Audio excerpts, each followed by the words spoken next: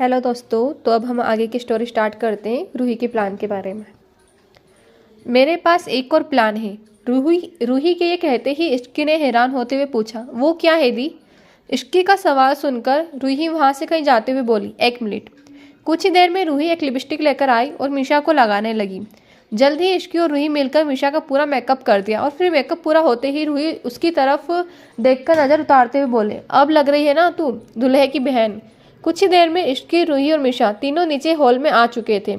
आज पूरा Singhania mention lights से जगमगा रहा था। चारों तरफ सुंदर फूलों से डेकोरेशन किया हुए थी।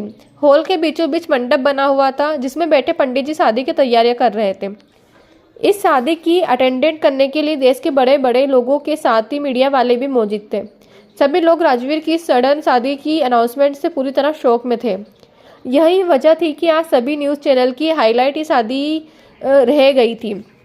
कोई भी राजवीर सिंघानिया की शादी मिस नहीं करना चाहता था। वहीं दूसरी तरफ इश्की, रूही और मीशा के नीचे आते ही वहाँ मौजूद सभी लोगों का ध्यान उनकी तरफ खींचा चला गया। घर वाले तो मीशा के इस अवतार को देखकर शॉक्ड ही हो गए थे, लेकिन बाकी सारे गेस्ट बस इश्की की खूबसूरती को ही देखे जा रहे थे, खास करके लड़के। तभी मीशा के पास एक आदमी आया जिसका नाम अर्णव सिंघानिया था। ये राजवीर के पापा है, जिनकी उम्र 51 है, पर दिखने में वो अभी भी 43 से 44 के लगते हैं। अर्णव जी मीशा के पास आकर बोले, क्या बात है, मुझे तो लगा था आज तक मेरे 3 बेटे थे, पर आज पता चला मेरी एक और बहुत खूबसूरत बेटी भी है। अर्णव जी की ये बात सुनकर रूही हंसते हुए बोली, आपने सही कहा डैड, मैंने भी मीशा से यही कहा था। फिर सभी एक साथ हंसने लगे तो मीशा मुंह बनाते हुए बोली, हाँ हाँ, वेरी फनी डैड। यहाँ पर जोक मारने से अच्छा है आप जाकर अपने बेटे से पूछे कि उसे ये शादी का भूत चढ़ा हुआ है, वो भी लिपस्टिक की दुकान से। मीशा की बात सुनकर अर्णव जी ने कहा, मेरा बेटा तुम्हारा भाई है, अगर तुमको इतनी ही प्रॉब्लम है इस शादी से तो तुम खुद क्यों नहीं पूछ लेती? मेरे कंधे पर बंदूक रखकर क्यों चला रही हो? मीशा ने तुरंत जवाब में कहा, जब आप उस डेविल के फादर होकर भी उनके सामने कुछ नहीं कह पाते तो मैं क्या ही बोल लूँगी। इस पर अर्णव जी थोड़ा सा स्माइल करते हुए बोले, इसलिए चुपचाप ये शादी एंजॉय करो। वैसे इस सब में सारी गलती मेरे पापा की है, उन्होंने बिल्कुल अपनी तरह बना दिया है राजवीर को। अर्णव जी की बात पर मीशा ने एग्री होते हुए कहा, हाँ, और वो खुद के ऊपर चले गए। हाँ, और वो खुद ऊपर चले गए और हमें छोड़ गए भुगतने के लिए। वहीं दूसरी तरफ राजवीर अपने रूम में दूल्हे के गेटअप में पूरी तरह तैयार था। उसने आज गोल्डन कलर का कुर्ता पहना हुआ था और उसके सिर पर सेहरा भी था जिसमें सुंदर सा डायमंड ब्रॉच लगा था। इस वक्त राजवीर के हाथ में कुछ पेपर्स थे और उसके सामने संजना के पापा खड़े थे, जिनका नाम केशव दीवान था। संजना के पापा राजवीर की तरफ देखते हुए बोले, राजवीर, जैसा तुमने कहा था, मेरे सारे शेयर्स के ट्रांसफ़र पेपर्स पर साइन कर दिए। अब तो इस शादी में कोई प्रॉब्लम नहीं होगी ना? इस पर राजवीर बिना किसी एक्सप्रेशन के बोला, नहीं, अब कोई प्रॉब्लम नहीं होगी, चलिए नीचे चलते हैं। राजवीर का जवाब सुनकर केशव जी ने राहत की सांस ली और बोले, ठीक है चलो। जल्दी राजवीर सीढ़ियों पर आकर खड़ा हुआ और फिर एक एक करके सीढ़ियों से नीचे उतरने लगा। वहीं इस वक्त नीचे मौजूद सभी लोगों की नज़रें सिर्फ राजवीर पर ही रुकी हुई थी। वो इस वक्त किसी राजकुमार से कम नहीं लग रहा था। उसे देखकर वहाँ मौजूद सभी लड़कियां की तो जैसे सांसें ही थम गई थी।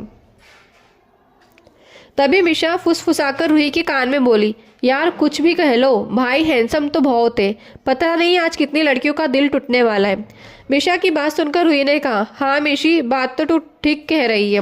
वहीं मीशा और रूही के बगल में खड़ी इश्की भी इस वक्त एकटक राजवीर को ही देखते हुए मनी मन बोली, दिखने में तो ये बिल्कुल सपनों के राजकुमार जैसे लगते हैं, लेकिन हकीकत में बिल्कुल डेविल है। दूसरी तरफ राजवीर नीचे आकर कुछ बिजनेसमैन से मिल ही रहा था कि तभी उसकी नज़र इश्की पर पड़ी, जो इस वक्त बहुत ज़्यादा प्यारी लग रही थी। राजवीर ने इश्की को बहुत प्यार से देखा और फिर तुरंत ही अपने असिस्टेंट को कुछ इशारा करके मंडप में जाकर बैठ गया।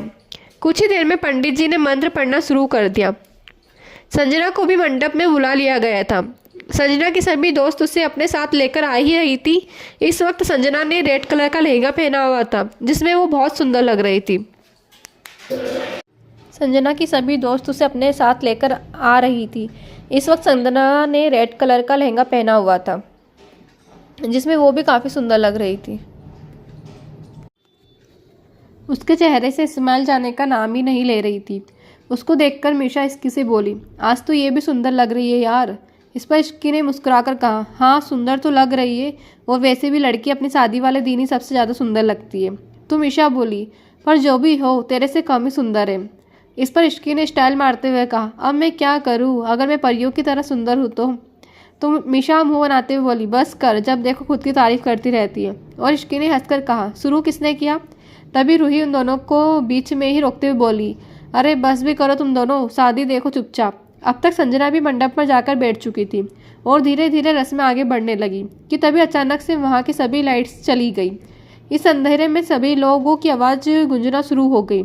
इस पर मीशा कन्फ्यूज सी होकर बोली, यार ये लाइट कैसे चली गई? तभी अर्णव जी ने तेज आवाज़ में ऑर्डर देते हुए कहा, कोई स्टाफ जाकर लाइट्स चेक करो। चारों तरफ हलचल का माहौल हो चुका था। तभी इस अंधेरे में एक प्रोजेक्ट्स की लाइट ने सबका ध्यान अपनी तरफ खींचा, जहां एक वीडियो प्ले हो रहा था। उस वीडियो में केशव जी के सभी काले कामों के सबूत फ्लैश हो रहे थे। ये देखकर सारे मीडिया वाले उसकी फ़ोटो लेने लगे और सभी लोग शॉक्ड रह गए कि ये सब क्या हो रहा है। तभी केशव जी चिल्लाकर बोले, ये सब क्या बकवास चल रहा है यहाँ पर, बंद करो इसे। ये कहते ही उन्होंने आगे जाकर प्रोजेक्टर को नीचे फेंक दिया। इसी के साथ सारी लाइट्स ऑन हो गई और राजू चलकर उनके पास आकर खड़ा होते हुए बोला, तो कैसा लगा मेरा सरप्राइज़? तुमने मुझे 48 घंटे दिए थे अपनी बेटी से शादी करने के लिए, और देखो इन 48 घंटे में मैंने तुम्हें सड़क पर ही नहीं बल्कि सलाखों के पीछे भी भेजने का इंतजाम भी कर दिया। तभी राजवीर ने चारों तरफ खड़े लोगों को एक नज़र देखा और फिर से केशव जी की तरफ देखते हुए आगे कहा, आप देख लिया राजवीर सिंघानिया ने उलझने का अंजाम। यहाँ मौजूद लोगों के साथ साथ पूरे देश ने ये देख लिया है कि किस तरह तुम इस देश को खोखला कर रहे हो। तो इसे कहते हैं जैसा हाल वैसा ही तमाचा। ये शादी तो सिर्फ बहाना था तुम्हें सबके सामने एक्सपोज करने का, ताकि ये सब लोग भी जान ले कि राजवीर से टकराने का अंजाम क्या होता है। ये बात राजवीर ने बहुत गुस्से में कही थी। तभी वहाँ पुलिस की पूरी टीम आ पहुंची और केशव को अरेस्ट कर लिया गया। सभी को समझ आ गया था कि ये शादी सिर्फ और सिर्फ केशव दीवान को रंगे हाथों पकड़ने के लिए राजवीर का फेंका हुआ जाल था। ये सब देखकर इश्की ने हैरान होते हुए कहा, यार मीशा ऐसा लग रहा है जैसे हम कोई मूवी का सीन देख रहे हैं। तो इस पर मीशा बोली, तू सही कह रही है यार, भाई कब क्या करते हैं कोई भी नहीं समझ सकता। इस पूरे ड्रामा के बाद सभी लोग वहां से जाने लगे। मीडिया वाले भी राजवीर से कुछ सवाल करके कुछ देर में वहां से जा चुके थे, लेकिन पंडित जी अब भी वहीं थे क्योंकि राजवीर ने उन्हें रुकने को कहा था। सबके जाने के बाद हॉल में अब सिर्फ घर वालों के साथ साथ इश्की और संजना ही बचे थे। जब संजना ने देखा कि अभी पंडित जी को रोका गया है तो उसे एक उम्मीद मिली थी कि अभी भी शायद राजवीर उससे शादी कर लेगा। तभी राजवीर की दादी ने उससे सवाल करते हुए कहा, राजवीर यही सब करना तो शादी का नाटक क्यों? इस पर राजवीर बोला, क्योंकि मुझे केशव दीवान के शेयर्स चाहिए थे जो वो मुझे शादी वाले दिन ही देने वाला था। तो दादी ने फिर से पूछा, लेकिन राजवीर शादी का क्या? तुझे याद तो है ना कि तुझे आने वाले 2 दिनों में शादी तो करनी ही होगी, क्योंकि तेरे दादाजी ने वसीयत में लिखा है कि तुझे 30 से पहले शादी करनी है, नहीं तो ये सारी प्रॉपर्टी ट्रस्ट में चली जाएगी और फिर अब तू 2 दिन बाद 30 का भी हो जाएगा। इस पर राजवीर बोला, मैं कुछ नहीं भूला दादी, मेरे शादी आज और अभी होगी। राजवीर की बात सुनकर अर्णव जी कंफ्यूज होते हुए पूछा, तुम संजना से शादी करोगे? राजवीर ने साफ इनकार करते हुए कहा, नहीं। राजवीर का जवाब सुनकर सभी घर वाले कंफ्यूज हो गए, क्योंकि यहाँ पर मौजूद लोगों में से सिर्फ संजना ही थी जिससे राजवीर शादी कर सकता था। राजवीर की शादी से इंकार करने पर क्या होगा संजना का रिएक्शन, और आखिर किससे करने वाला है राजवीर शादी?